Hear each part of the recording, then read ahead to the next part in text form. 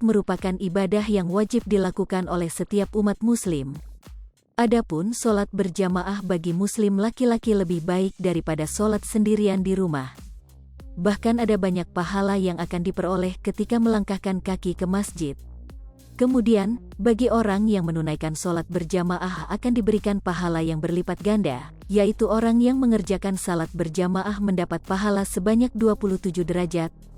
Namun, pentingnya memperhatikan hal ini saat hendak sholat berjamaah agar tidak terjadi kesalahan bahkan dilarang oleh Nabi. Lantas, sholat berjamaah yang seperti apakah dilarang oleh Nabi? Berikut ini penjelasan Ustaz Adi Hidayat yang dilansir melalui kanal YouTube Audio Dakwah.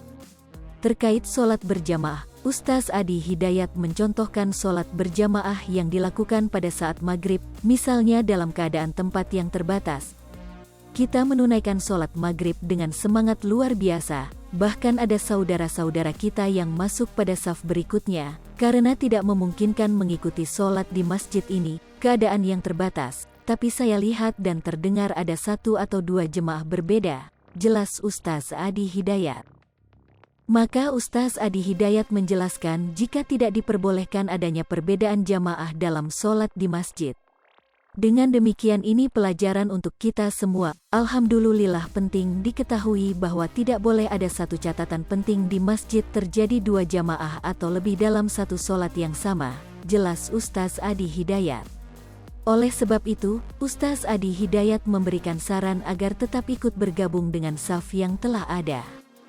Jadi kalau kita ingin menunaikan sholat kembali di tempat yang lain, sudah ada jemaah berlangsung, sebelum dia salam, antum jangan bikin saf baru, bergabung ke situ pada yang duluan, walaupun posisinya sedang tahiyat, jelas Ustaz Adi Hidayat. Namun, apabila tidak memungkinkan untuk bergabung, sebaiknya tunggu sampai selesai. Baru kemudian Anda masuk dan tunaikan sholat yang akan sedang kita niatkan untuk mengerjakannya, tuturnya. Dan insya Allah sholat yang sedang Anda tunaikan insya Allah diterima oleh Allah Subhanahu wa Ta'ala, karena amalan yang dikerjakan dengan iman yang belum diketahui ilmunya itu dimaafkan, jelasnya. Dan yang sudah dikerjakan dengan iman dan dasar pengetahuan, ada pahala diberikan ke situ, tambah Ustaz Adi Hidayat. Hal ini sebagaimana tercantum dalam Al-Quran Surat Al-Baqarah ayat 143. Artinya, dan demikian pula kami telah menjadikan kamu, umat Islam, umat pertengahan, agar kamu menjadi saksi atas perbuatan manusia dan agar Rasul Muhammad menjadi saksi atas perbuatan kamu.